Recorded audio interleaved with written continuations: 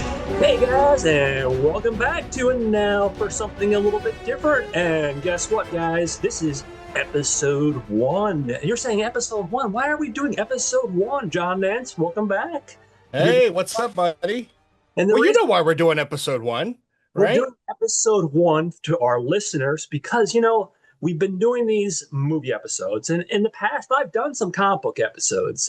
I've tried to do as many as I possibly can squeeze in, but it's been a while. And I figured, you know what? If we're relaunching, I got this wonderful new host, Mr. John Nance, here by my side. And I'm looking at you, buddy. And I figured if we're doing a relaunch with the comic book episodes, why don't we reboot that and give it its own little home and start with a new number? We'll start with episode one. For our fans out there, right now it's a now for something a little bit different. And just like we have a now for something a little bit different spotlight, we figured we'd try to come up with a little title for the comic book episodes. So if you, our audience, have any suggestions as what you think might be a fun name or a cool name to add on, right below in the comments, or hit us either of us up on Facebook and send us a message, and we'll consider it because we haven't officially locked down an official name for it. So you guys, we're pretty excited because it's been a while since we've talked comic books, and Mr. Nance here, I know, is like myself, a longtime comic book person, growing up reading comic books. And, I, for the most part, have been a comic book nerd since I was a kid. There were some periods where a little less money in the pocket, a little less comic books coming my way. But for the most part, I've been a comic book nerd 99% of my life as well. So we're really excited. So today we're going to talk to you about two titles, a book that you picked up called Sgt Rock versus the Army of Dead, written by none other than Mr. Bruce Campbell. And then we're going to talk to you about a little indie comic book that I have a lot of affection for called Hate by Mr. Peter Bagge, which is published by Fantagraphics, which is a pretty big indie label. They kind of took over a lot of the stuff that like Robert Crumb and those kind of people have done, but in the 80s and the 90s and so on and so forth. But before we do that, real quickly, we're not going to talk too much because we're both a little bit on a timeline. But I'm going to ask, what have you been up to? What have you been watching? Have you seen or read anything or consumed anything new? I know you've had a hectic week like myself. Yeah, buddy. It's been a crazy week. Daughter is going back to college. This is her senior year. Mhm. So we were traveling up to Williamsport to drop her off, which was interesting because at the same time too, I don't know how many folks follow like Little League, but they were doing it's like the championship weekend Oh, okay. for the Little League World Series. So I got to see the Goodyear blimp flying around because I was driving. That was about it. Oh, okay. Outside of that, I think I mentioned in our episode of Big Man on Campus, which Mhm. audience, if you haven't checked it out, you're doing yourself a disservice. Check it out. Went out and saw Nobody 2 with the family. Oh, nice. And yeah, and walked away thoroughly entertained. As you said, it's no Oscar winning, epic masterpiece. It does one thing, it entertains you. Yep. And who don't understand or would get why a father would go in and just start wreaking havoc. Um, Somebody slap my daughter, please. I will recreate that scene. I mean, it's just pure and simple. And what I loved, and I think they're setting it up for a third and final one. What I loved about this movie was the wife's background got teased Yeah. really in a most epic fashion that I loved because it goes back to when I first met you, but we never really hear about why. Dude, when she picks up that bear sniping tranquilizer rifle. Oh God, game on. Game on. It was awesome. Yeah, outside of that, man, like I said, it's just been busy trying to help the daughter get ready for college. Lots of cooking her favorite meals. Holy crap, kids are expensive. And, folks, you probably understand with your kids if they're this age, it's no longer chicken nuggies. No, Yeah. it's Dad, I want steak, sauteed mushrooms, bacon wrapped scallops, loaded. I'm like, I want to quote, Caddyshack, you'll get nothing and like it. But what do you do? It's my little princess. So, Yeah. No, you got um, to take care of the kids, man. yeah, absolutely. And that's about it for me, man. All right, tell me what have you been diving into?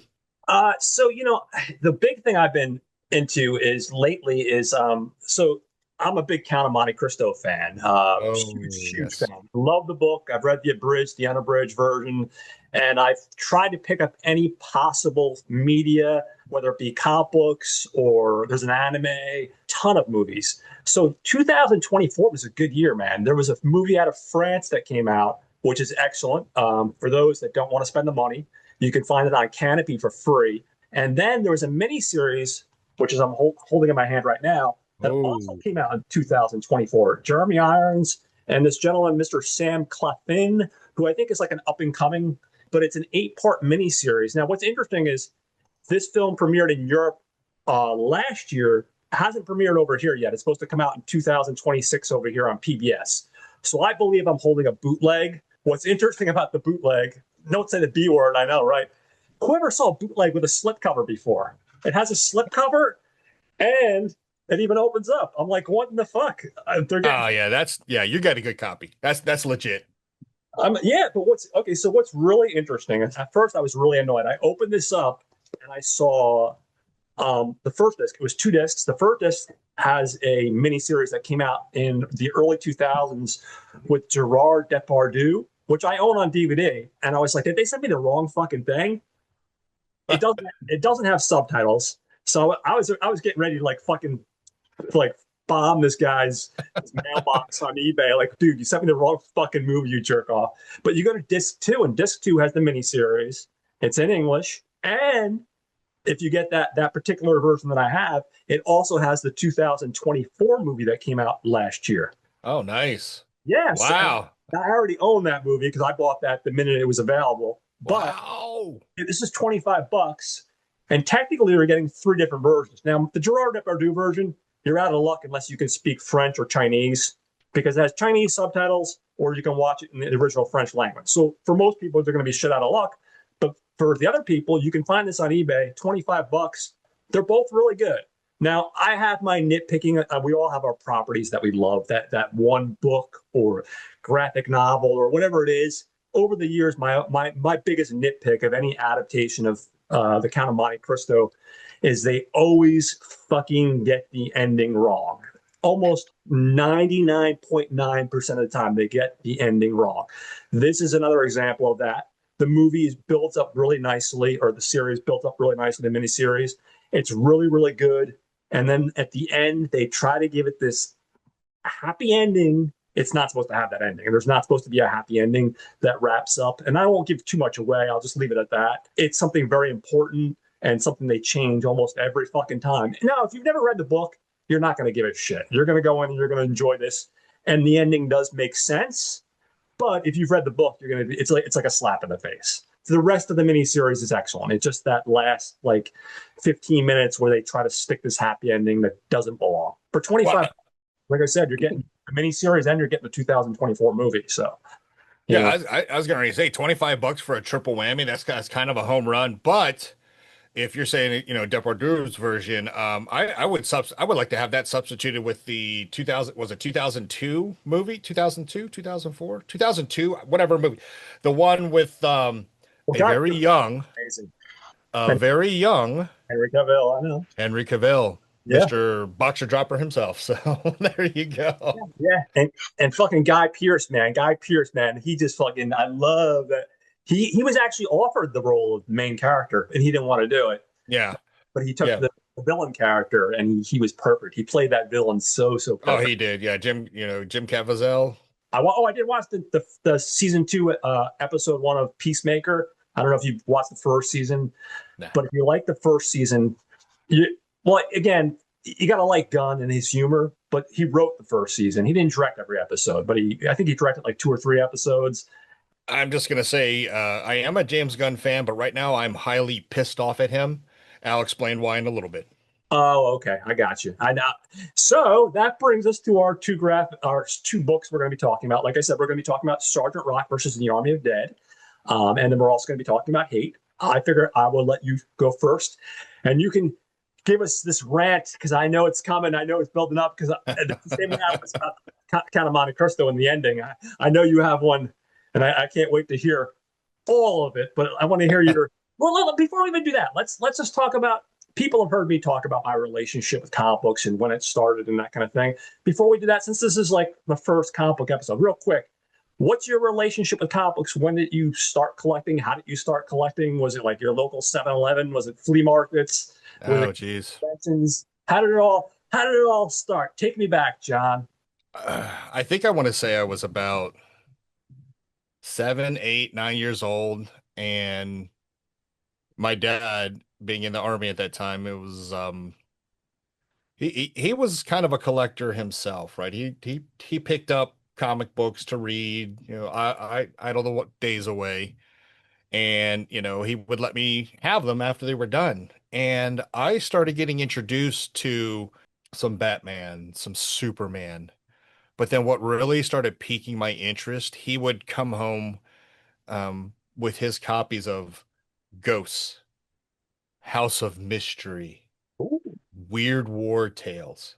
I was hooked ever since, right? nice. Comic books were something that I had to have. We moved back to Fort Meade and had several friends who also collected books. And we would often take our bike rides down to back down on Fort Meade. It was called the Shopette. And it was a little like back then it was like the army version of the 7-Eleven. But Mm-hmm. they would have a comic book rack. And we would go there once or twice a month and with our little bit of allowance and get whatever comic books we could get because you could get a lot of comic books for like $5. Oh yeah. Nowadays, it's like, do you want some semen with my blood so I can pick up this brand new issue? Because it's God, what the hell's going on with the pricing? What the Well, hell? trade paperback guy because Uh, either your mainstream titles are real quick, guys. Little mini rant. Mainstream titles by like DC, Marvel, Image are all about $5 or $6 an issue. You can pick up a trade paperback, and I know it's not collectible because it's trade paperback, but you also don't have to worry about if it gets damaged. You can get a trade paperback for like 15, 20. If it's a hardcover, maybe 30 yeah, versus $5 an issue. yeah, When you started, I don't know how it was for you. I started in third grade. It was 50 cents. A couple yeah, months ago, it went up to 65 cents. And I was like, oh, yep, fucking 65 cents. Are you yep, fucking kidding me? Then when I was in high school, it was 75. Then a yep, dollar 25, dollar 50, 225. yeah. It And then, started getting incremental. Yeah, yeah, but you know what? At the same time, too, back then, the comics and their stories and the characters were worth paying that little bit, the increments, yeah, because they were still great.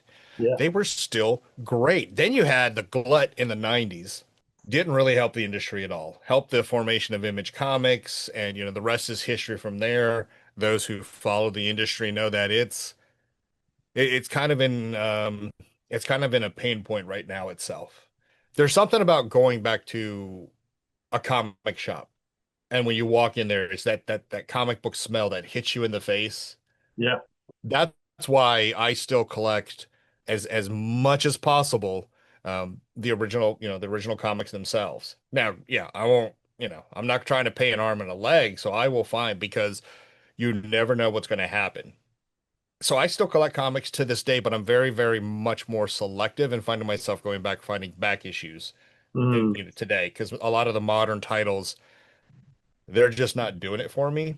yeah. The second reason why I've been collecting as long as I have is because again, you never know what's going to happen. I happen to live nearby one of the biggest Comic Cons that happens on the East Coast, the Baltimore Comic Con. Nice. And I've met a lot of my heroes, the artists, Mhm. I'll talk more about them as we get to them, but I'm going to throw a name out here like, who was the original Ghost Rider? The original Ghost Rider. Ghost Rock. Cowboy, right? What's that?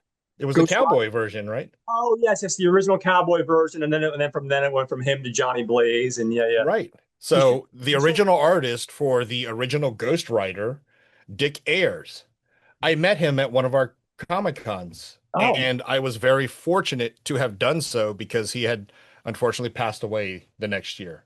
oh, Right. So that's why I continue to collect, and I've met some new ones, new folks that I follow. For those who follow some DC comics, I think he's doing a lot more Superman nowadays. Ken Rocafort. okay. Um, Love his artwork, his art style. Met him and his sister when they came to Baltimore Comic Con, I think back in 2008 when he was just getting started.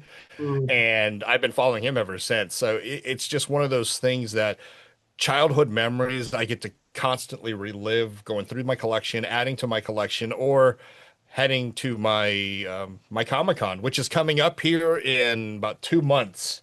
Oh, And our mutual friend Troy, my Lord, the first time I took him to a Baltimore Comic-Con, must be like it was the playground. Daddy, Daddy, Daddy, Daddy, ooh, look, Daddy, Daddy. He was running around. Oh, he was so awestruck about how awesome it was. It's kind of a ritualistic thing now, Mm. not like one of us, one of us. But our families get together and we go make a day out of it on a Nice. Saturday. And it's been awesome. But yeah, even to this day, talking about the comics, I just love comic books. I love imagination. I love good adaptations. I hate Drek. For those who follow the industry, you know what I'm talking about. When you talked about coming up with this episode, I was super excited. And you're right. Let's reboot. Let's reboot. Why not? The comics do it every goddamn time. We're Fucking gonna reboot. how many times is fucking Marvel did like Secret Wars? In the 80s, they You had know what Secret I mean? Wars 2. Then, Right? like 10 years ago, they did another Secret Wars. Now they're Yep. bringing them. That's going to be the next big Marvel MCU event. Fucking Yeah. same thing with Crisis on Infinite Earths, man. It was awesome back in the 80s. Then they fucking redid it like fucking three Yeah. times. Yeah. And it's like, dude, come on. Yeah. You But ours, we're gonna reboot once, only once, yes, and then we're gonna have fun with this. So hopefully, audience, you're still around and you're gonna enjoy.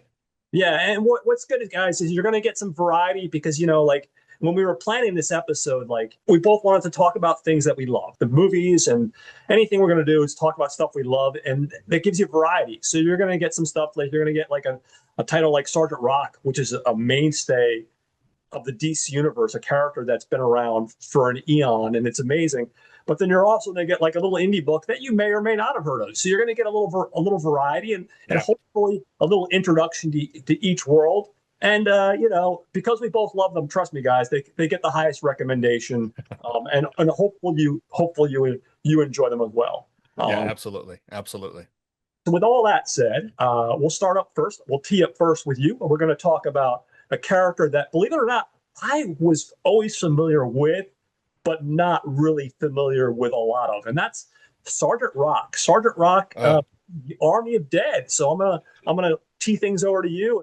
Folks, today we're gonna talk about a character that I kind of grew up with. Again, from my father giving me the comics and stuff. We're going to talk about Sergeant Rock versus the Army of the Dead, published by DC Comics back in 2022. It was a six-part issue, and it was written by, yes, that Bruce Campbell, Ash. Yeah, that's He awesome. wrote it. It's interesting. Some folks say this is his first time writing a comic book. Kind of partially right. This is his first entire series. He did write a comic book back in God, 2004, I want to say. Geez, of course it would be The Hire, right? It's kind of like a transporter type themed comic book, but he wrote one issue of that. Yeah. But of course, he wrote his autobiographies. But I'm going to go ahead and give it away right now. He did a good job, really good job in creating a comic book, a story that not only does it stand on its own as a Sergeant Rock and Easy Company story, but it could be easily adapted into an actual movie.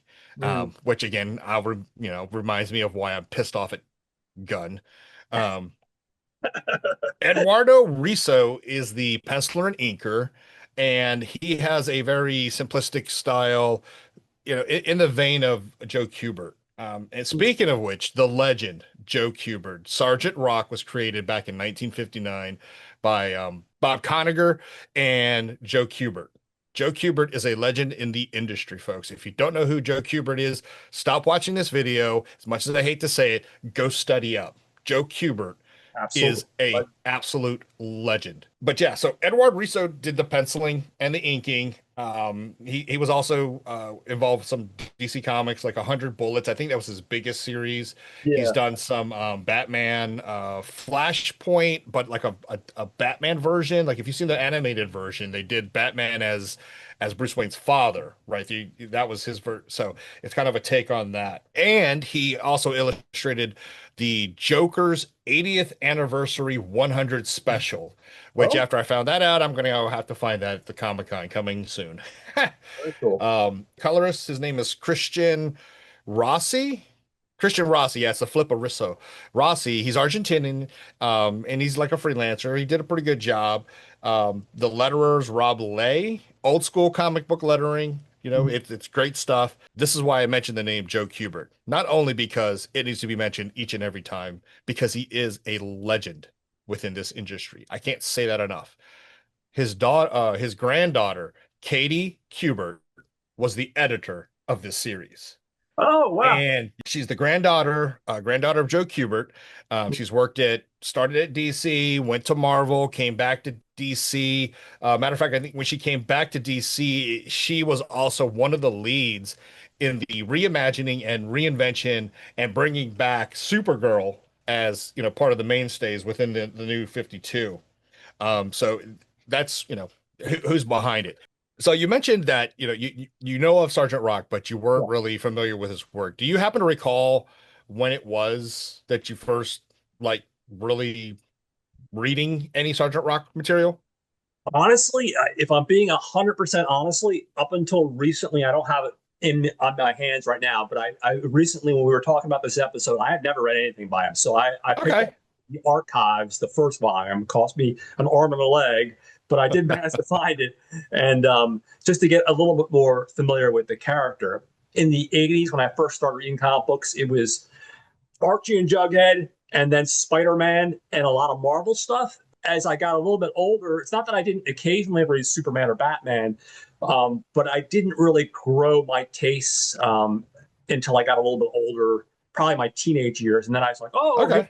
here's an Elseworld novel. I'll pick this up from DC. Okay. So I didn't have a lot of familiarity with the DC characters other than Batman, Wonder Woman, maybe the Yeah. Flash. Okay. Well, hopefully, with our little mission this week in talking with our audience with these books, hopefully I've convinced you that, Sergeant Rock is kind of something to go take a look back. Again, created by Bob Conager and Joe Kubert back in his real first appearance. He wasn't called Sergeant Rock, but he was just called The Rock. And that it was 1959, I think, GI Combat. Oh, okay. Nice. Remember those comics, GI Combat? Well, below He seeing those then sometimes, yeah.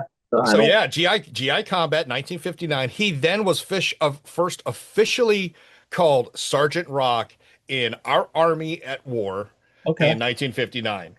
Nice. That series ran all the way up through, and he made appearances back and forth, throughout different stories within that comic line through not 19 up to 1977. In 1977, it kind of officially like switched over to be the Sergeant Rock title, which ran through 1988.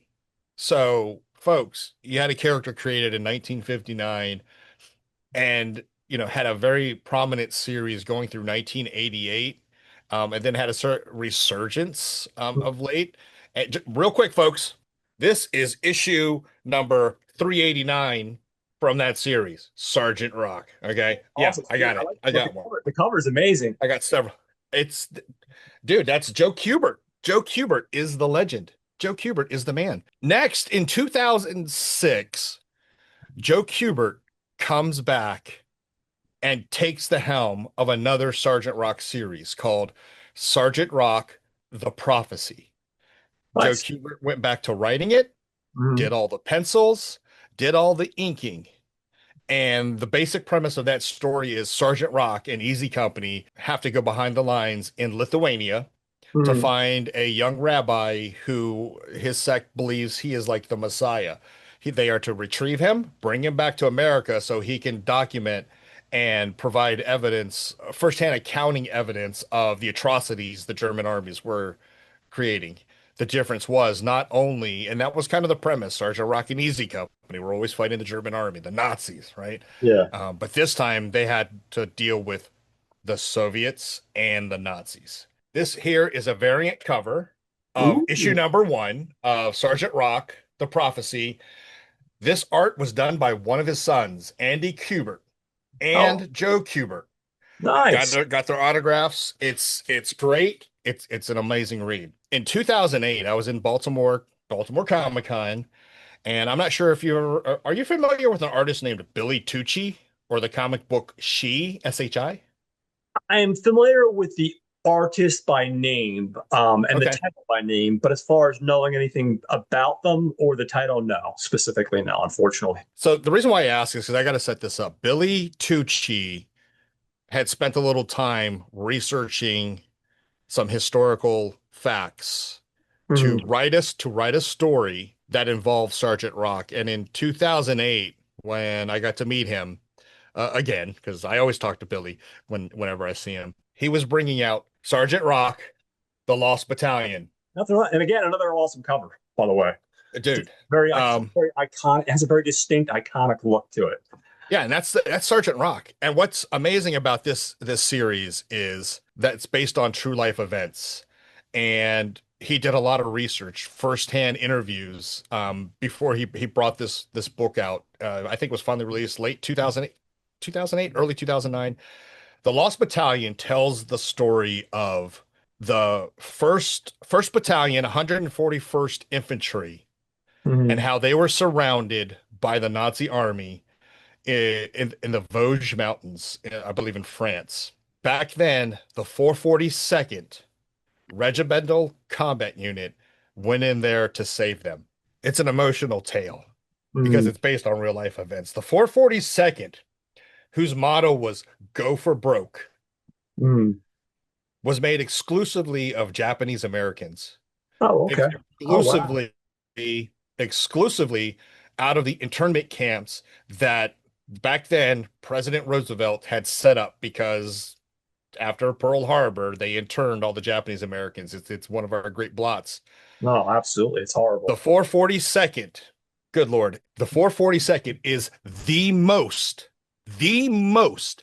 decorated military unit in the military service in all of our history. The Wow. most. I'm going to write it down, folks.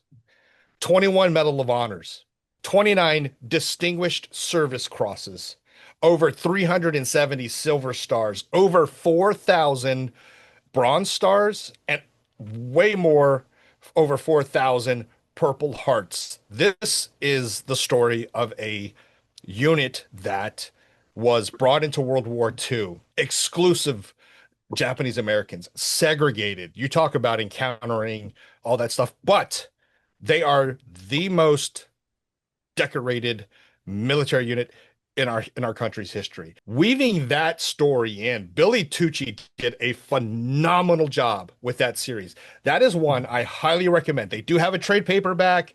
I don't Mhm. think it's on Hoopla.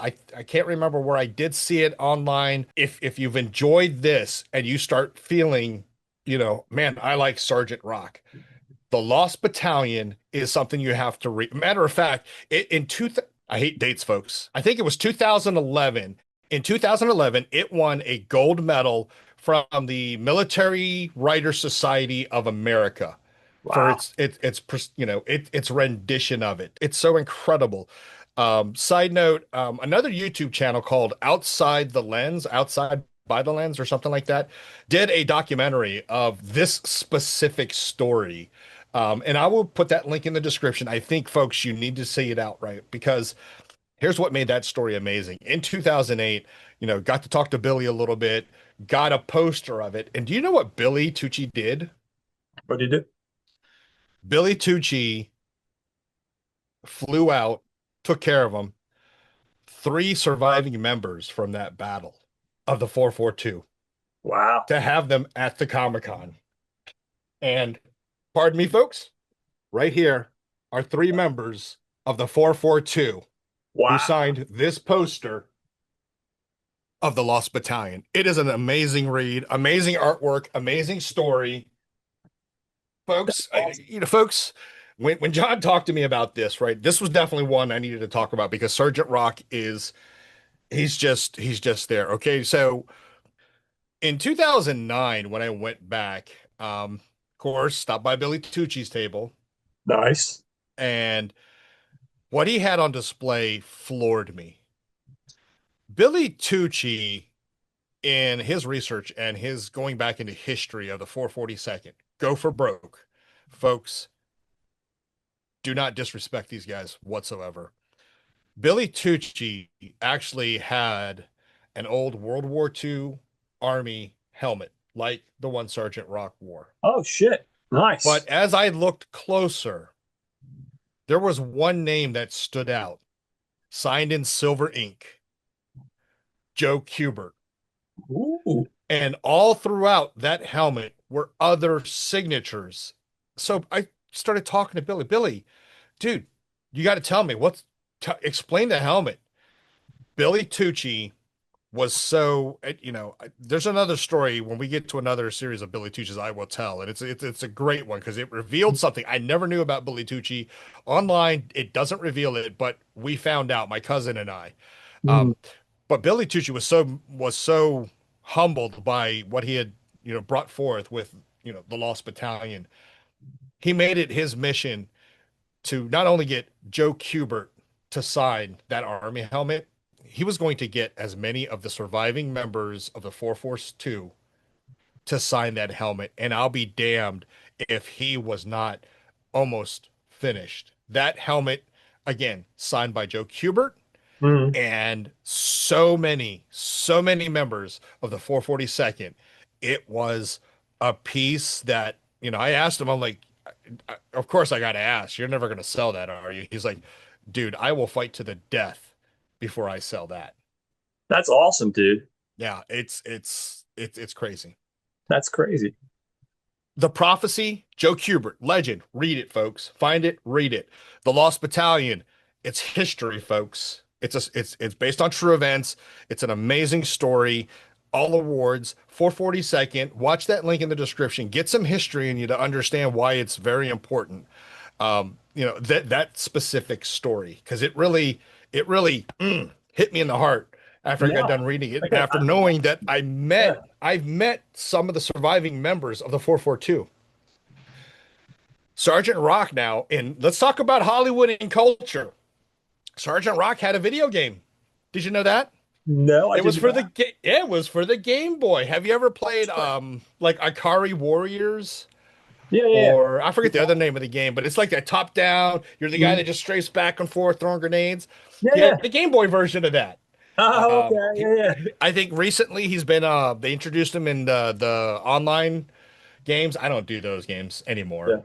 Yeah. DC Universe Online or something like that. Oh, okay. He's shown up in some of the newest animations that's come out, right? The I new see it Creature coming. Commandos. I see the bear coming. Yep, the new Creature Commandos, and I think it's Max. Yeah. Have a couple episodes with that Sergeant Rock. But if you've been lucky enough to pick up a copy of Warner Brothers animated version of Batman Hush Hmm. in 2019, there is an animated short in there, DC Showcase Sergeant Rock. Ooh, I'm gonna have to find that. Yeah. It's written by Walter and Louise Simonson, legend writing duo within the comic book industry. And Sergeant Rock is voiced by none other than Carl Urban. That's right. No. Dredd is Sergeant Rock's voice. If you're a fan of DC animation, you're gonna love it. I hate the ending because it's kind of counterintuitive of Sergeant Rock's character. That's all I'm gonna say. Mm. But 2019's Batman Hush has an animated short. Ooh, Now, here's my question to you. Did you sure. hear the rumors of how Sergeant Rock was going to be a live action Hollywood movie? I heard there were some issues behind the scenes. I heard like at one point, what's his name? Who was the last Bond? Why can't I think of his name? Oh, The, Daniel Craig? I heard at one point Daniel Craig was like going to be the lead. Then something happened with scheduling. He had to Yeah. bail. And then I think there was, I forget who the newest person they were talking about, but there was somebody else, Colin Farrell. Colin Colin Farrell. Farrell. Yeah. But there was some sort of, I don't know the behind the scenes, but there was some sort of issues. I don't know if it completely got canceled or if it's being rescheduled or, but some sort of So issues with the there it is. director. The director, I There think it the is. director bailed at the last minute. He couldn't agree on the script. No, no, no, no. And that's where I got some James Gunn. Uh-oh. I got some beef with you, dude. He's pulling out the gun. James Gunn canceled the Sergeant Rock movie Completely. because, yeah, completely. because he let the director go because he didn't think the story or whatever reason, Sergeant Rock coming onto the big screen, it's not going to happen. Hmm. I'm surprised. I'm surprised. Or is it? Because guess what? What? Rumor mill has started swirling again, and behind the scenes, the rumor is they're shopping for a new director for a Sergeant Rock movie. Ooh, okay. All Nice. right. Nice. So there's Sergeant Rock on the big screen, but it gets even better. Did you know Sergeant Rock actually he did make it onto a Hollywood big budget picture. Can you guess which title? Which movie? I would almost possibly, I'm probably wrong here, but I could see him popping up because it's a DC character. And in the first Wonder Woman movie, it takes place in World War II. And like I said, I'm probably wrong there, but I could easily see him popping up because there's a good portion of that movie before it jumps into the future, where just like the Captain America movie, a good portion of that movie takes place in the past. It's a great guess, but no. Sergeant Rock makes a Hollywood debut, folks, Uh-huh. in 1984, starring a certain Arnold Schwarzenegger and Carl Weathers in what movie? He's in Predator? He's in Predator. Now, I'll tell you specifically where to find him. Watch the end credits, and you'll see one of the characters reading a Sergeant Rock comic. Okay, you fucker. All right. I see your dirty game. But he made it. But he made it. You finally. But yeah, that's the history that I wanted to bring out in this episode. With Sergeant Rock, Sergeant Rock and Easy Company. Easy Company was always like his troops underneath his command, that contained some characters named Bulldozer, Four Eyes, Long Round, Short Round.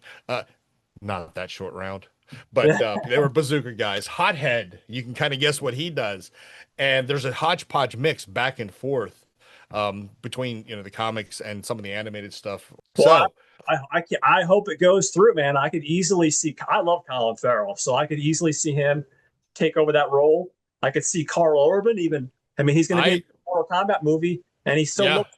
I mean, he definitely looks a little bit older, but I could definitely see him pull up like the persona. I definitely can see him. I mean, he better be in the Dread sequel rumor. I hear about that. He better be there. Carl Urban. I could see him as Sergeant Rock. Colin Farrell. I can't see a Sergeant Rock, right? I think there could be Yeah. a better choice, but I'm still hoping. So now we're going to talk about the story of Sergeant Rock versus the Army of the Dead. And this, of course, is taking place in World War II. And the story opens up as we see kind of back then the Fuhrer and a doctor, Dr. Mueller or something like that, talking about some kind of regeneration serum, some kind of program. Well, you start kind of getting inklings of where this is going to lead. Yeah, Um, absolutely. the first issue continues on where Sergeant Rock and Easy Company are given a briefing, and they're tasked to go gather intel, right? So they're on a scouting about mission, right? They got to recon it out. Hmm. And at the end of issue one, they kind of run into some of the Nazis who have fallen prey, I guess you could say, to this program. So they get their like first taste. The second issue picks up where they're behind the enemy lines, right? Gathering intel. They ran into them. But there's what makes it great, and like I said, it's Bruce Campbell's writing, the visionary, put out by Risso, where the second issue kind of opens up with a bunch of zombie soldiers retaining a lot of their human characteristics. I can make words, I promise.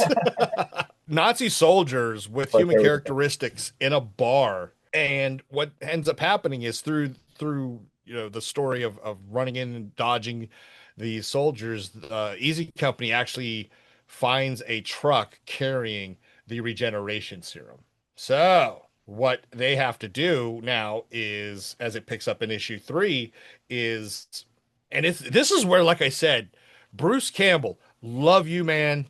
The way they open up issue three with is they show Hitler with a certain young blonde lady talking to Dr. Mueller, whatever his name is, about this serum is not working anymore. I need what you give the soldiers. Oh, and give it to Ava too. Oh yeah, they went there. They brought in Ava Braun. Oh hell yeah. Sergeant Rock and Easy Company find this, location where they hear him, and they're tasked now. Oh, we're gonna snag Morel and bring him back, and he's gonna give a full interrogation and full debrief. It kind of goes awry. Morel gets away.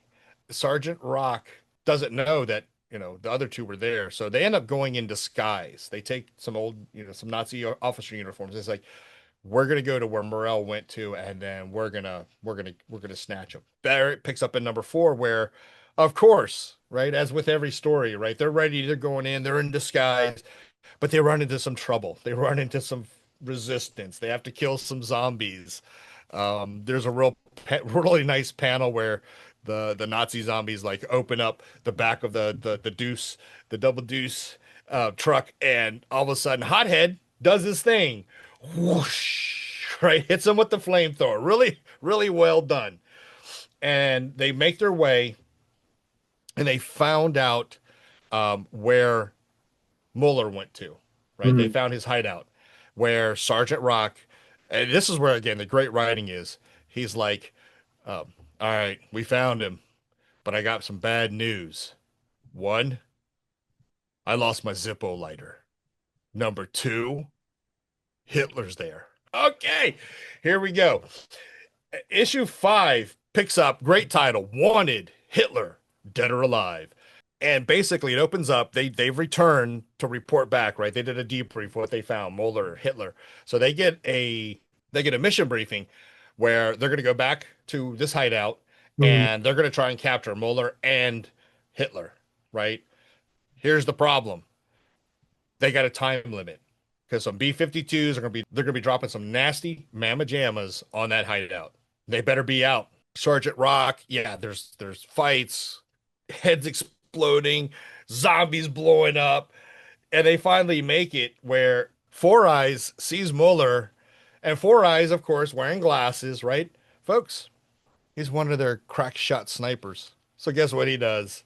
He sends one downrange, pops Miller through his glasses, takes him out. It's awesome. Rock and Easy Company stumble into the room where they find Hitler and Ava. The final issue, of course, is the climax, right? Sergeant Rock and Easy Company fight Hitler and zombie Ava. And they take out Ava, and he orders the rest of Easy Company to retreat while he goes mano a mano with a zombie Hitler.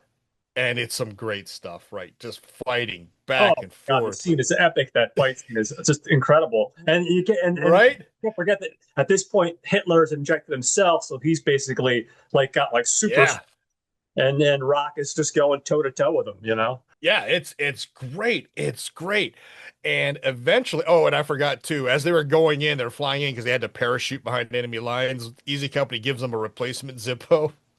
He's like, "Hey, so Rock, we think you need one of these." And they're like, "Oh, guys, you shouldn't have." And he holds up a Zippo, and it says Easy Company, but at the top it's inscribed "Fuck Nazis." So it's great stuff.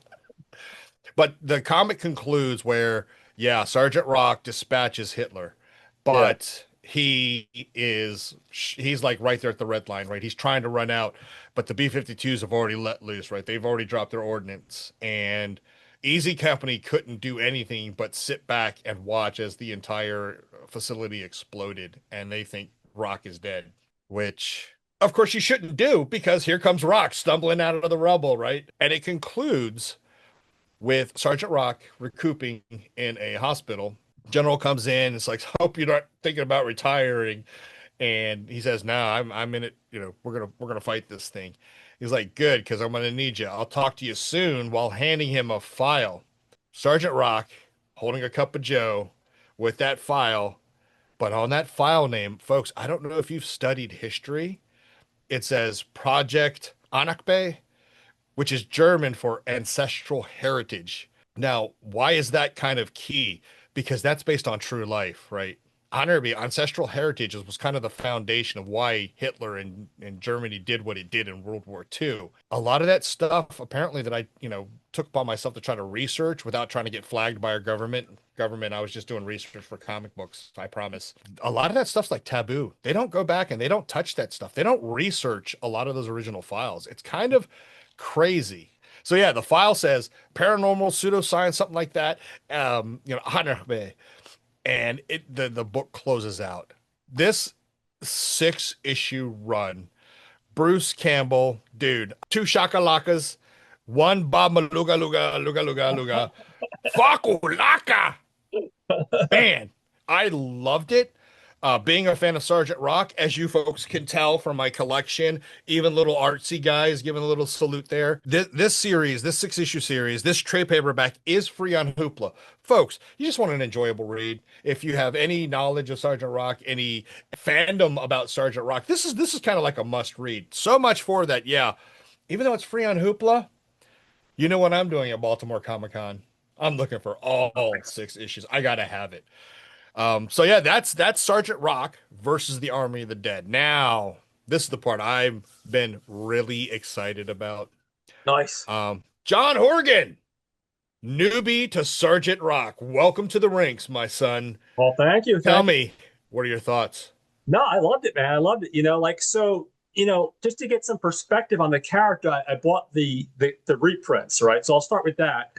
And right off the get-go, like the very first story is this story about him before he started in the army, and he's in this boxing match. I think it's probably his first appearance because it was the first volume, and he keeps on getting his ass kicked. But Yeah. you know what? He keeps on getting up, and they reinforce this idea of this guy that you might kick his ass, but he's going to keep on getting up. And he's this guy of this indomitable spirit, this guy that just doesn't matter. He's going to just keep on going. And then I read the next story, and it was another story of World War II, and he's up against impossible odds, and pretty much everybody in his patrol are stuck in this dirt pit, and pretty much they're overwhelmed. And he comes out, and he comes blazing, and he pretty much takes out like 10 guys. Then this tank comes out after him, and he pulls like an RPG. He can barely stand because he's taken a couple bullets, and he manages to blow up the tank. And again, you reinforce this idea of the idea behind this character of like, I might take a couple hits and you might get some good swings in, but you're not going to beat me, motherfucker, because I'm going to just keep on coming. So once I got into that whole mode, it made me even more excited to go back and reread it because I had read it about a month ago when we talked about what we were going to be talking about, Yeah. and I enjoyed it. But then I read those reprints, and I'm like, oh, okay, now I have some foundation for this character. So I really even appreciated it more because I did appreciate it the first time. I really enjoyed it the first time. I loved it. But now I have an even deeper appreciation. So when I went back and reread it, it just blown away because it's just one of these stories. You have Bruce Campbell behind the helm writing. Awesome. Love Mr. Campbell. So I'll support anything he does. You have horror. You have the zombie element. So if you're a horror person, you're going to love that alone. And then you throw in the action. And you throw in the really cool story about characters, and you have this whole revisionist take on history with him taking out Hitler and stuff. It's just a lot of fun. It's like with but Inglourious Bastards, like Yes. the whole thing where they rewrite history. Yeah. It's like, I'm not saying it's like that, but that idea of like rewriting history, and just incredible, dude. Like the story, the art's gorgeous. The story is very well written. It's compelling. You put these characters each issue. If I was someone waiting anxiously for the next issue each month, I'd probably be pulling my hair out because I'd be like, Yeah. I don't want to wait a month. I'm glad I was able to sit there and like indulge it in one sitting. You know what I Yeah. mean? Exactly. Because it was like, oh man, shit, what's going to happen next? And it just builds and builds and builds, and you just have this glorious ending. Like some of the panels they're very cinematic, and you could very Yes. easily. I mean, obviously, if they do a Sergeant Rock movie, I would imagine it'd be best to do like an origin kind of thing. Because I'm sure there are a lot of people that love the character, but there are probably a lot of people that probably, maybe like me, that aren't quite as familiar. But down the road, I could easily see them doing like turning this into a movie. Whether whether it's animated or live action, either way, you could easily do either one.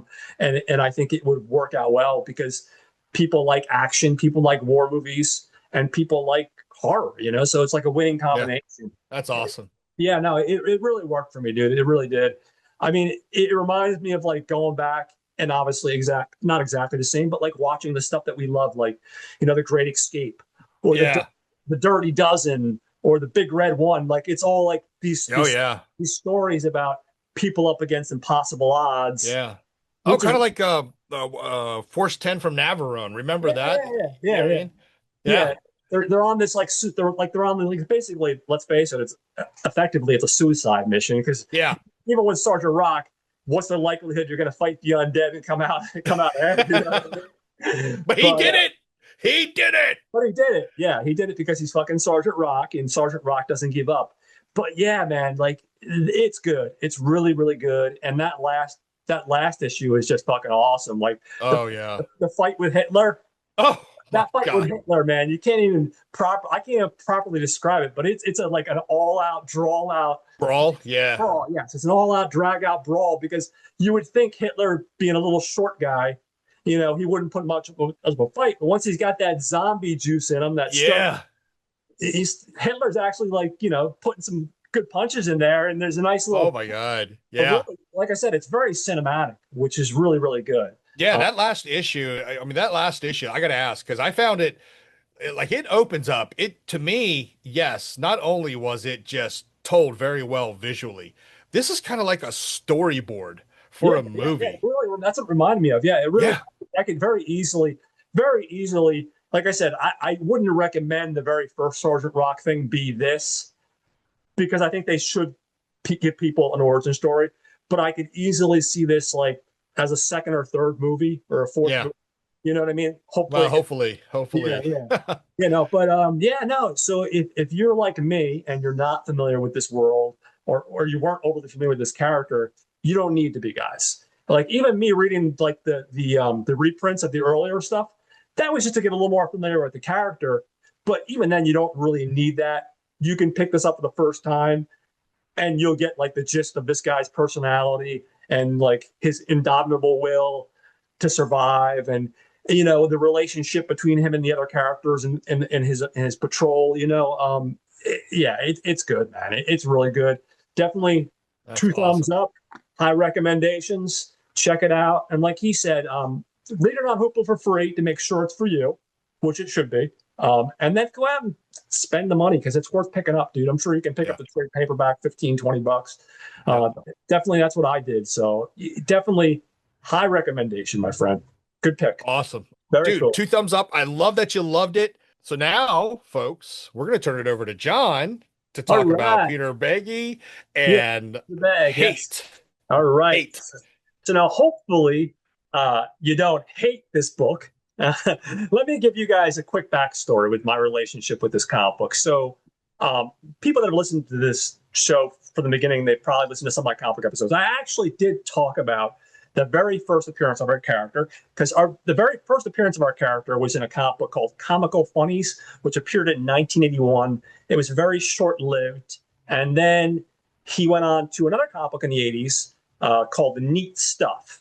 Neat Stuff was a collection of our writer-artists' short works. And in that was a comic book called The Bradleys. The Bradleys is basically our main character's family, his very dysfunctional family living in New Jersey. And Buddy was just the character that everybody gravitated towards. Now, the other characters are fucking insane, just like this character is. And they're excellent. Due to the popularity of that, in the 1990, they started Hate. Peter Bagge is both the writer and the artist of this book. He was born in 1957, and he grew up in New York. Bagge's father was in the military, and Bagge has often talked about how his Catholic household was the scene of lots of drunken fights about money. So you can kind of see that as a reflection of the work, because even though the work is not directly autobiographical, based on his life, it's definitely semi based off some of the stuff he's been on. Some of the stuff, excuse me, I can make words. Some of the stuff he's been through, but exaggerated. Basically, according to him, and this is a quote, "We were the weirdo outcast kids of the neighborhood. I couldn't get away fast enough." He moved to New York City in the mid 1970s, where he attended the School of Visual Arts, and he developed his own little art style. And his signature art style has a very best way to describe it is like a very kinetic, almost elastic art style. It's inspired by his love for like the 1940s Warner Brother cartoons, particularly the ones directed by Bob Clampett. If anyone's familiar with Bob Clampett, Oh, Yeah. He's a pretty big name in the like the animation. Bagge said he always wanted to create this idea of capturing a sense of movement and exaggeration in static formats. So like I'm gonna just pull out um, one of the trade paperbacks I have. Unlike you, I should have pulled out my individual issues because this is one of the comic books I have a bunch of individual issues, and then I see you with all your stuff, and I'm like, man, I should have thought about that. I wasn't thinking, but I do have the massive tomb which I teased last week. Well, hold on. This is the big old tomb.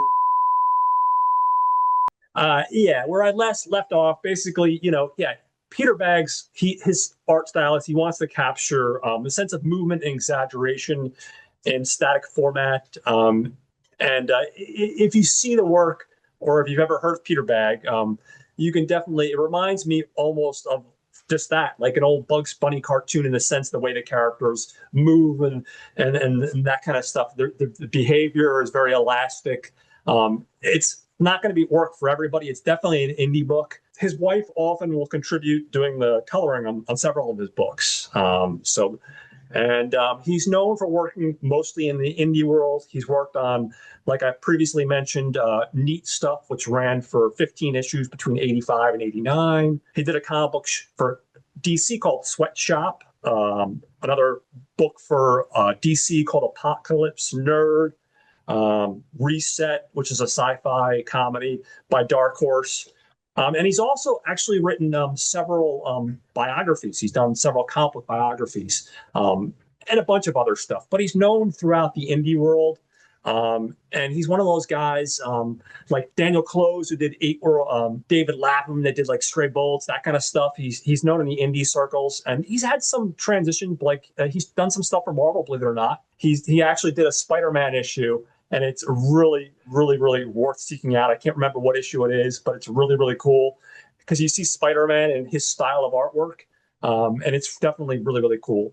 Just to give you guys a quick glimpse into his art style, this is one of our main characters, Stinky. He's one of our main supporting characters. And then to give you like a little bit of a glimpse of kind of like the art style of the pages and stuff like that, that's a little bit right there. I just want to like kind of let people know, I guess, how I kind of got like into this kind of thing. So like yourself, I was reading like a lot of the mainstream stuff in the 80s, and then the 90s came about. Marvel and DC and a lot of these big mainstream companies became so obsessed with like variant covers and hologram covers and all this stuff, where I just got to a certain point for me, like where like a lot of like stuff that I love, like Spider-Man and some of these other characters, they just kind of got old and repetitive. I felt like they were just doing the same stories over and over again. The writing just wasn't there. Excuse me. So, folks, this is why I meant, and I think John will agree, what I meant when I said the 90s, the Drek. Yeah, there was a lot. There was a lot. They were focused on that. I mean, an unpopular opinion. I know we're on the timeline here, but it's important. So for like even me, like I was reading Spider-Man at the time. Todd McFarlane was like a big deal. Like he was just starting to make a name for himself, and he was doing Amazing Spider-Man. And I have a lot of respect for Image. I do. I'm glad that a lot of these artists were getting taken advantage of, both Marvel and DC, and they started Image. And Todd McFarlane is one of these guys. I was reading Spider-Man, Amazing Spider-Man. He was doing the art. Now his art style, if you've ever seen McFarlane, his stuff is like ridiculous. Like he makes people proportioned really, really weird. Even characters like Spider-Man, who shouldn't look like the Hulk, he draws them like they're the fucking. And then I think like one of the final things for me was they actually gave him the keys to the kingdom right before he started Image. Marvel gave him a new series, Spider-Man series they created just for Tom McFarlane. It was called Spider-Man. He did the writing and he did the drawing for like 5 or 6 issues, and then he took off to go to Image. Now, again, nothing personal about him. His art style for me is a little bit too much, but then they gave him the keys to the kingdom and they let him take on writing.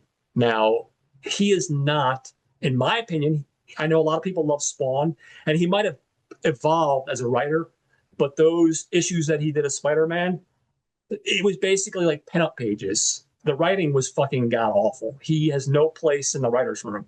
Now he might have evolved, because I know a lot of people that say the Spawn series, I read the first couple issues. It didn't do anything for me, but I hear it's gotten better, and he has a It huge has. he has a huge fan base, and It does. I have nothing but respect for Image as a company because they're a creator-owned company. You hold the rights to your stuff. They're very supportive for both writers and artists.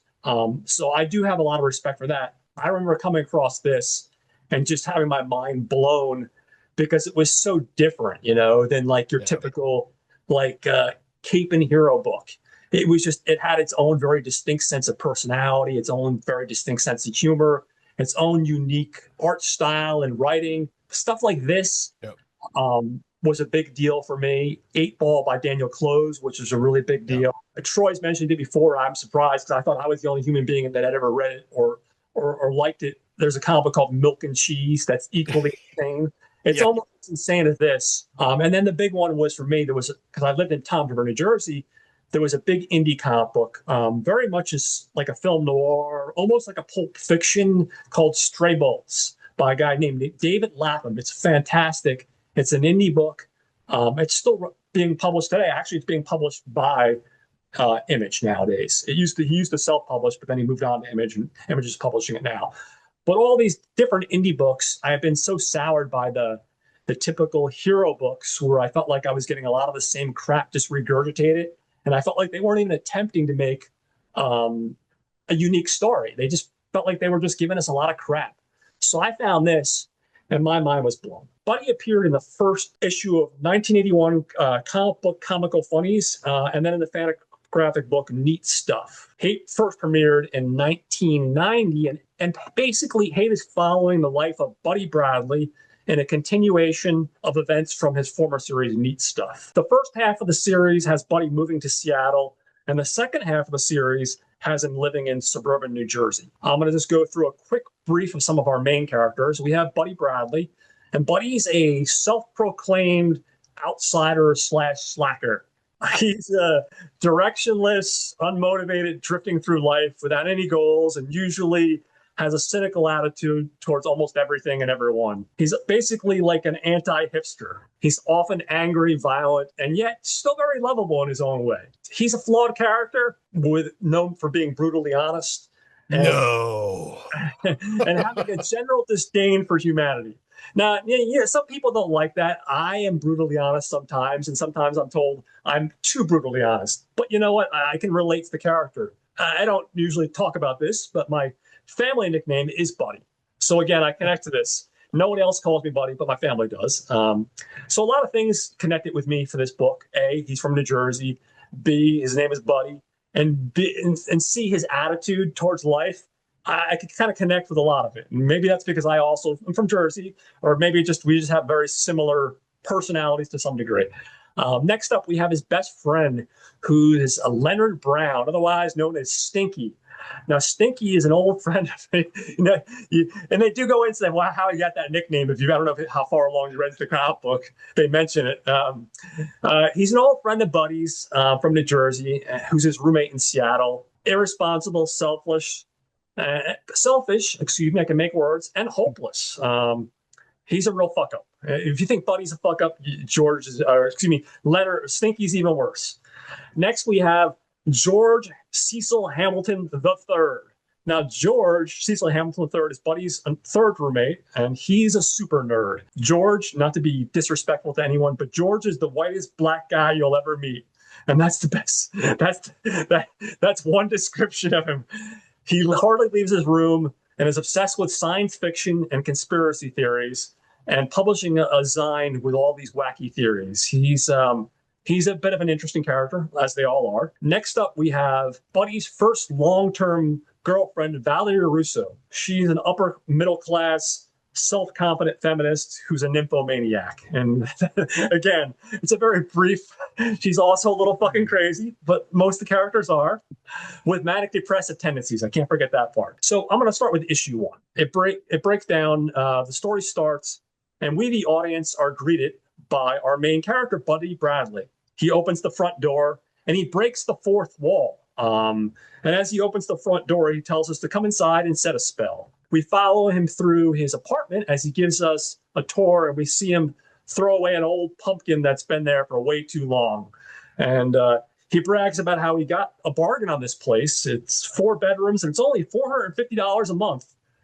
How the place is great, except for when it rains and the hallway sometimes gets sticky stains that fall on the hallways.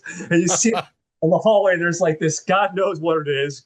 We probably don't want to know. And then from there, he shows us an outside patio and how you got to be careful because sometimes these things can be dangerous. It doesn't have a guardrail. And then we get a flashback to a time when he was drunk and he fell off the guardrail.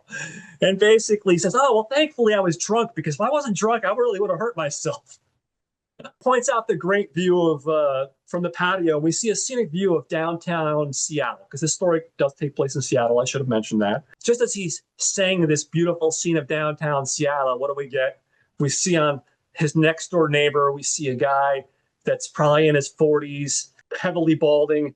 He's got like a Speedo on and he's sunbathing on the roof. So just as we see this beautiful scenic view, we cut to this guy that looks like a real dweeb in a Speedo sunbathing. He says, oh yeah, I remember that guy brings up chicks up there every once in a while. And he howls like a dog as he's making love to these women. So, yeah, and then he howls out as a nod to his roommate, or it's not his roommate, as his neighbor. And then as the tour continues, he offers his audience a beer. He lights a cigarette and he remarks, "Oh, I was drinking too much, so I decided to stop drinking as much and start smoking cigarettes." Now, mind you, as he's smoking this cigarette in one hand, he's still got a beer in the other hand. So maybe he's not quite given up on the drinking as much, but he's decided it's the lesser of two evils. He basically recounts how him and his pal Stinky bounced around from one dive to another before moving to Seattle. We get a couple of panels where they're living in like one shitty apartment or another. He's in New York and we see him in Brooklyn and he's got this big loft and he's there for 4 months and they're partying up and living the good life. And one day we see this wrecking ball just wreck through the wall and that's their eviction notice. And they eventually end up in Seattle. He said Seattle is a good place, but he said it's not as great as people make it out to be. The people are way too pleasant. It makes you wonder what they're trying to hide. And plus it's getting crowded. And listen, if people are too friendly, I often question their motives. I'm like, what the fuck's going on here? We find out that he's working at a used bookstore, but he eventually wants to quit and start dealing comics and records for a living. And then we cut to him talking about his roommates. I'm going to take a brief minute and just ask you, before I move any further, as you're reading along, what are you thinking as I'm assuming this is a first time read for you? First time read. I've known about Hate. I known about Pete Bagge. I think first time I was exposed to Hate was friends and I went up to New York City for the Big Apple Con back in the 90s, but I never picked it up. Never read it, right? It's just one of those things you gloss at it like, okay. Yeah, it definitely, 1940s, the old, the old noodle arm type cartoons, the way they flowed. Even to the point now, I got some Aragones vibes because it's like kind of like in that type of format, but it's funny. It is a funny comic book. We'll see what my wife says, but I might have to go find some back issues of this. Yeah, it's clean artwork. It's very fun. What I dug so far is how relatable Buddy is, right? In terms of roommates, where you live and the problems, neighbors. and your vices. So I wish way back then I had started collecting. But I've been having some fun reading through this. Oh, good. I'm glad. I wasn't sure, dude, because it was one of those things, like I said, it's one of those things I think people are either going to like fucking absolutely hate with a passion or they're going to love with a passion. And I genuinely love the sense of humor and the way he draws stuff. But I'm glad. Yeah. Yeah. And there's a couple of different trade paperbacks. The one I have, like I said, you don't need to get that one, but there's a couple of good trade paperback collections that are reasonably priced, Yeah. It's good stuff. It's again, if you're a comic book collector, right, then you know what you like, you know what you hate, but you also know those times when you want to or you question whether you should take a chance or not. In reading this, I'm not gonna lie, you as soon as I saw the cover, I what the fuck am I getting ready to get into? I figured that was going to be your first reaction until you started reading it. And I thought you'd possibly warm up to it. But yeah, no, it definitely, because we're so used to, like, let's face it, like, even me coming from mainstream comic books, like the art style, I think automatically throws some people off because people are just used to this very clean format like I said, I mentioned Todd McFarlane. Now that's exaggerated, but people, when they think of like hero books, they're used to like a specific style or fellow artists that like have a somewhat similar style to people they're familiar with. You know what I mean? Whereas this Yeah. is definitely a different art style for sure. Yeah, and like I said, that's why I was picking up the Aragones vibes because you go back and read some of the stuff of like, his Groove stuff, or hell, even if you collected Mad Magazine, the sidebar funnies and stuff like that. Yeah. Um, Pretty much simplistic style that is fun, and the writing and the stories behind it, it makes it fun. Yeah, no, It definitely. makes it fun. Darwin Cook, if you ever get a chance, I think it's on Hoopla. It's hard to find, but he did a run of Plastic Man, and it has the same, it has a similar vibe in Oh the art yeah. style, and Love Plastic Man. and it's great. So, Love Plastic Man. continuing on with issue number one. So basically, he knocks on the door of his first roommate, who's George Hamilton III, who I just described, the whitest black guy you'll ever meet, and he can't get the door open, and he looks down, and there's an engine block. Apparently, it's a lawnmower engine blocking the front door, and George tells him he found that in the alley, and the reason he found it and decided to keep it is because it reminded him of his father who used to make him cut the grass, and he asked Buddy, did I tell you, have I ever told you how much I hate my father? George is definitely like an introvert. And Buddy tells us, yes, George was more than a bit strange, sitting in his room writing and drawing and reading sci-fi. He publishes a crappy little zine where he goes off and rants about religion, politics, UFOs. And Buddy thinks he might be a schizo. Now, mind you, Buddy's just as fucked up as the rest of everybody else in this story. So he shouldn't be judging people, but he is. He compliments him on being neat, though, unlike his other roommate. And this is when we're introduced to probably one of the more interesting characters. We're introduced to Stinky. And in walks his roommate, Stinky. Stinky greets us and says to call him Leonard. He doesn't go by Stinky anymore because he's been bathing on a regular basis and the name doesn't apply anymore. The two get in an argument about Buddy stealing his beer and pretzels. And Buddy tells him if he got a real job, he could eat a real meal. And Buddy jokes about how Stinky only pays $75 a month because he lives in the closet in the kitchen. And Leonard calls that his love pantry. Buddy threatens to kick him out. And Stinky has a fit and he goes, you know what? Fuck you. I don't need your shit. And he's like, you're going to miss out. I'm about to do something big. I'm about to make a movie. And Buddy laughs and like, you're about to make a movie with what? You don't have any money. He's like, oh, I'm going to make a low budget independent film, an underground film. It's going to be a cult movie. You don't need a lot of money to do one of those. And he's like, well, what camera? He's like, well, my neighbor has a camcorder. He's like, what are you going to do with a fucking camcorder? You're going to make a porno? And then Stinky's eyes lights up and he's like, oh, porno? That's a good idea. And he tries to convince Buddy to be the star, but Buddy's like, I ain't showing my junk on camera, dude. He's like, you should be the star. And basically that kind of ends the first issue. And with the second issue, our story opens up. And again, he's doing a lot of breaking the fourth wall, which is something I also like. He's looking in a mirror and we see this skinny guy probably needs a haircut. He's got a little bit of a pot belly. He doesn't take care of himself as probably as much as he should. He's looking in the mirror and he basically comments about how he's falling apart. He's wearing a pair of underwear that are like literally falling apart the seams. And he's like, I really need to get some new underwear too. And he comments about about getting in shape. He's like, man, I'm really my life is really going to shit. So he gets on the ground and he does 3 push-ups and then collapses and further points out that, yeah, I'm really in bad shape. He walks into his bedroom and he complains about needing to get a steady girlfriend. He's like, the bachelor lifestyle is going to do me in. Too much junk food. I need to find a girl where I can get a steady piece of ass and hopefully someone that can cook. You never know never knowing when you're going to get laid never knowing when you're going to get laid can put a fellow on edge. I'm not cut out to be a swinger. I need a steady diet of Nookie.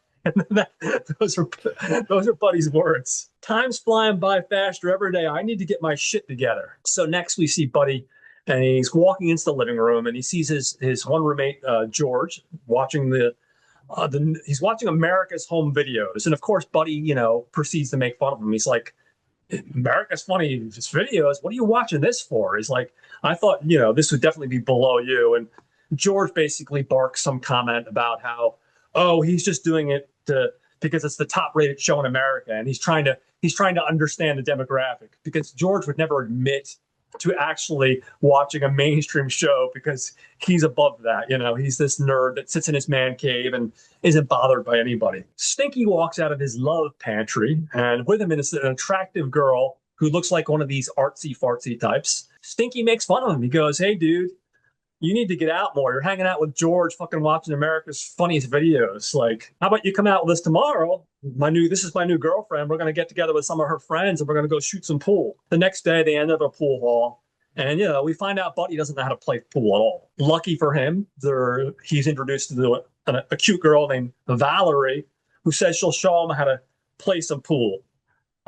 She continues to show him to play some pool. You see them connect for a little bit. And we got these two older guys in the background, probably like in their 40s or 50s. And they're, making comments, and they're trying to get her attention and trying to flirt with her. So, of course, what was a good evening ends up turning into like a near fight as Buddy gets in their face. And at this point, he's like, fuck this. I don't need this bullshit. I shouldn't even bother to come out tonight. So he kind of like sits in a corner and sulks for the rest of the night. And he pretty much thinks he blew his big chance with this girl. At the end of the night, Valerie finds him and busts his chops about being a brooding, whiny baby. So she's like, how about tomorrow night we go out on a date, And so he's happy. He's excited. We cut to the next day, and he shows up for the date. He's picking her up from work. And in his hand, he's got a package, and she asks what that is. And he reveals this is underwear, because in the past, his mom would buy them. And of course, she makes fun of him because this is a guy in his early 20s, hasn't been on his own for too long. And listen, I don't know about most people, but it was probably I will admit, I didn't leave the house at 17, 18 years old. I was probably my early 20s before I made the first big leap out of the house. But she makes fun of him for this. They leave the job that she's at, and she stops at a thrift shop and she buys a shirt or a hat, and a dress. And she's I can make words, I promise. My voice is not cooperating, despite what you may think. I can make words. She suggests going back to her place so she can try on her clothes, and he can model his underwear for her, So his eyes light up because he thinks he's about to get some action. Little does he know, he gets back to her apartment. He's like, all right, I'll be right back. I'm going to just go change into this clothes, this dress. So he's waiting for her in the kitchen, and this is where we're introduced to a new character. We're introduced to the character of Lisa. Now, Lisa is a redhead, and she's Valerie's roommate, and she's out of her fucking mind. And Buddy realizes, hey, Lisa, what are you doing here? He recognizes Lisa because Lisa, we find out, is a girl that he hooked up with and had a one-night stand with a while ago. And ever since then, he's been kind of trying to avoid her. He didn't realize the two were roommates. Basically, Lisa tells him, like, hey, you should stay away from Valerie because she's really mean and she likes to torture her boyfriends. Buddy's not thrown off because, like a lot of guys in their early 20s, he just wants to get laid. He doesn't really care. But then Lisa proceeds to tell him about how her life's doing and how it's horrible. And she tried to kill herself earlier this week by putting her head into the oven. But she soon realized it wasn't a gas oven, but instead it was an electric oven. It was an electric oven, and then it got hot really quick. Buddy, because he's an asshole, he's like, well, have you tried, killing yourself like by jumping out the window? Because I bet if you jump out this window right here, that would probably do the trick. Because he's a sarcastic asshole. And she's like, yeah, but I was thought about that, but then I'm afraid if I do that, I'm gonna just end up being crippled for the rest of my life and being paralyzed, and I'll still be alive. So I don't want to do that. So they're talking, getting caught up on life. Valerie enters the room, and lo and behold, she's very surprised to find out that they know each other. And she goes over to Lisa and she whispers into his ear, is this the guy that you said? Oh boy.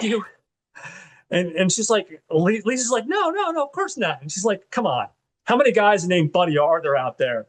And she's like, well, okay, yes. Oh boy. But he didn't really. Oh boy.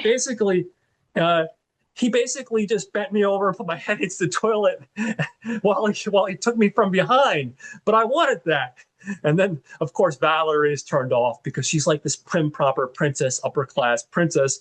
And she basically calls them both a bunch of liars, and basically he's a horrible human being. And she flips out, and Buddy like basically leaves in a rage. So we cut to a couple weeks later. Stinky comes up to him and he's like, "Hey, just I'm having some people over later on tonight. I'm throwing a party." And who walks into the party but Valerie and Lisa?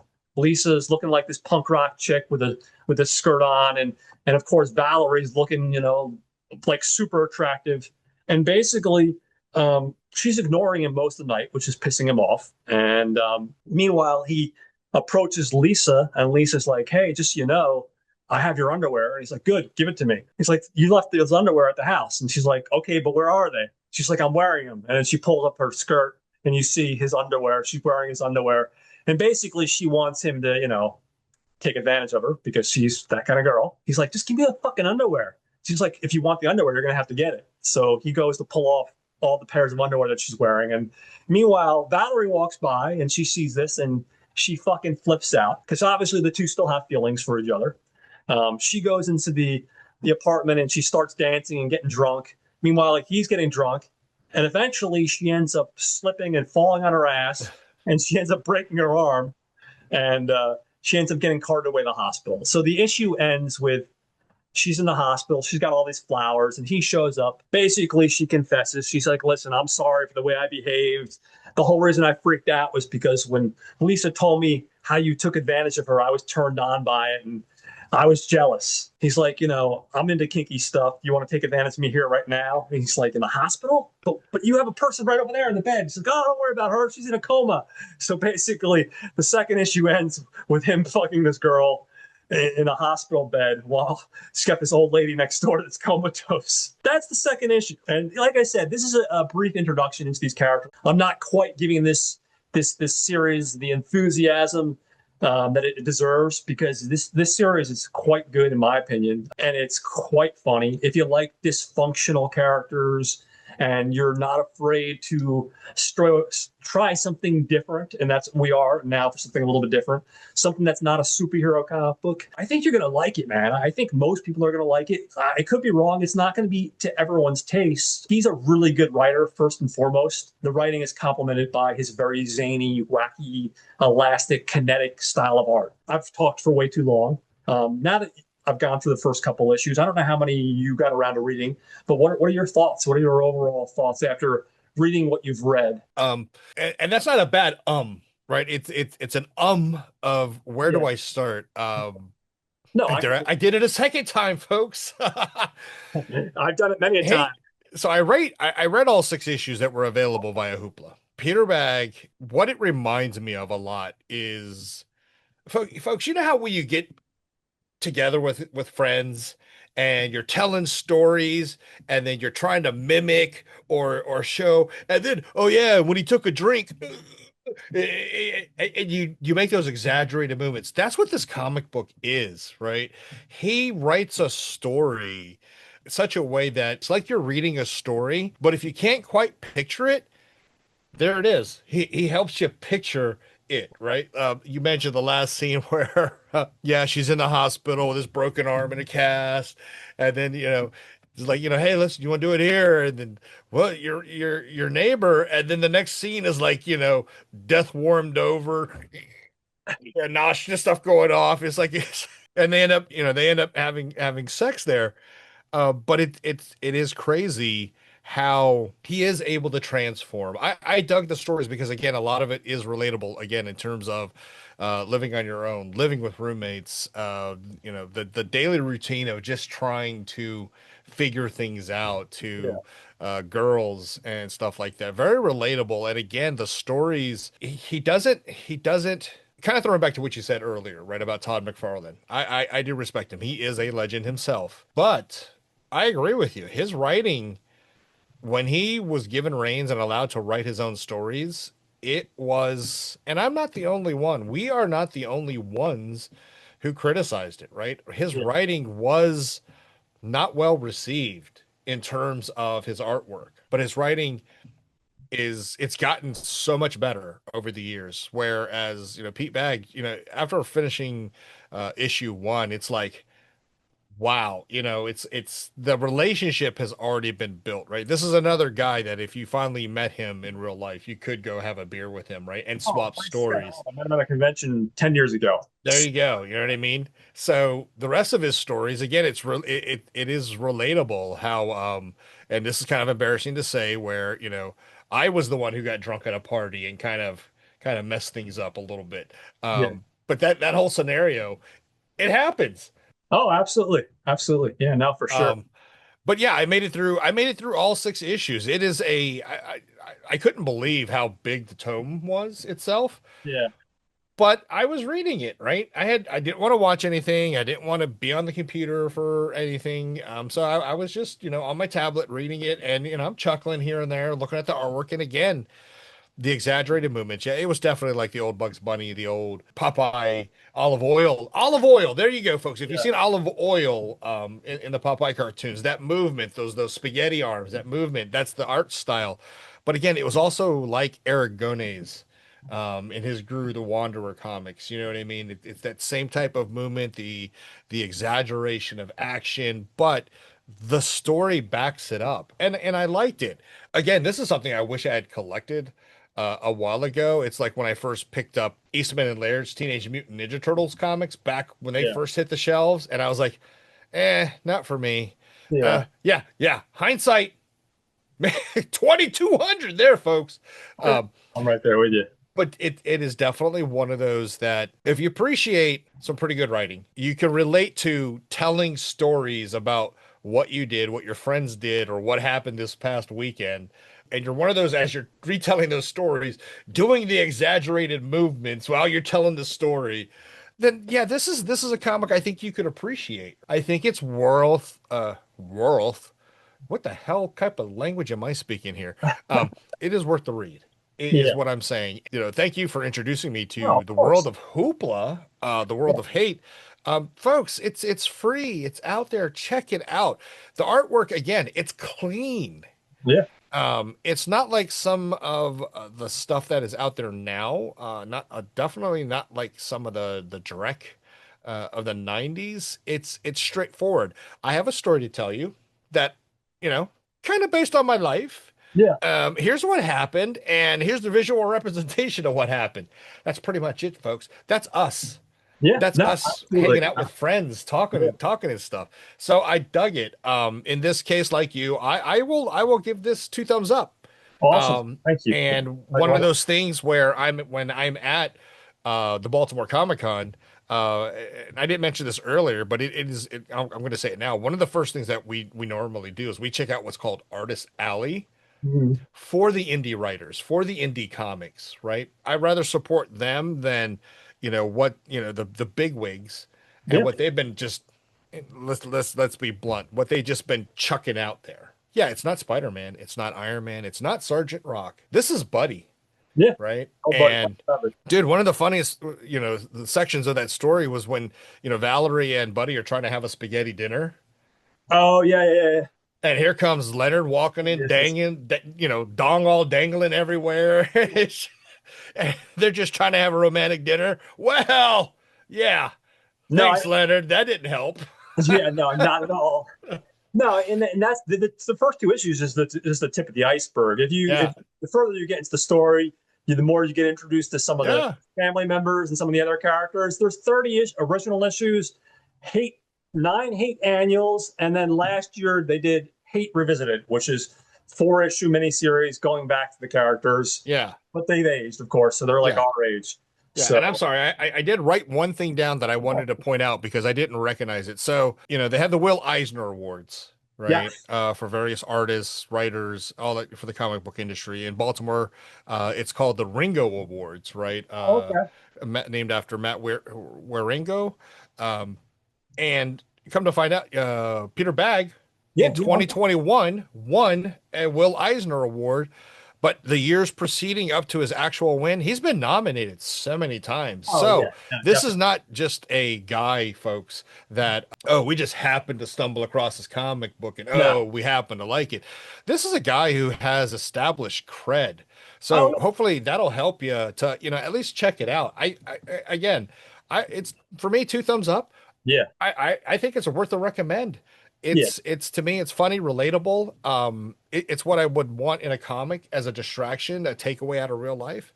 It delivered, and I'm going to be checking for some back issues later on.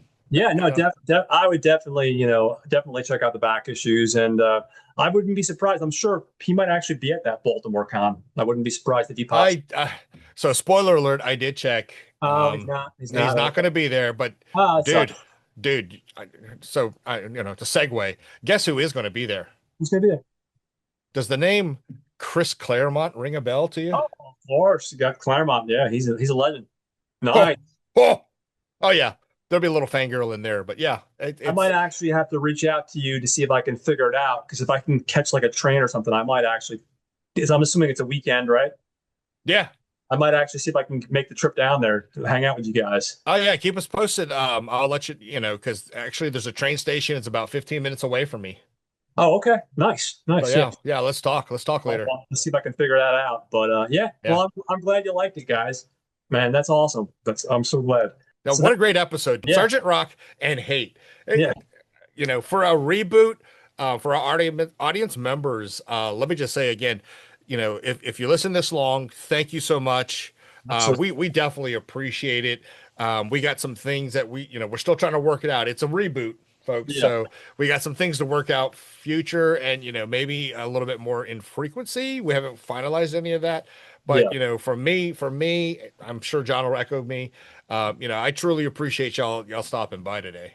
Yeah, no, definitely, guys. This is awesome. Thank you for checking it out, and we appreciate you guys listening to all our stuff. Before we leave, I'm going to just quick announcement. Next week, we have an episode coming out, and it's going to be a pretty exciting episode because it's going to be a crossover event, guys. We're crossing over with Mike and Jose from Watt Skip Plus. They're going to tackle the Toxic Avenger remake, and they're going to have us on. And then we're going to have them on, and we're going to talk about the original Toxic Avenger. So it's going to be a nice little doubleheader. You can watch one episode there, one episode here, and you get the best of both worlds. So check that out. We look forward to seeing you guys soon. And I want to thank everybody for listening. I hope everybody has a wonderful Sunday. Yep. Have a great day, folks.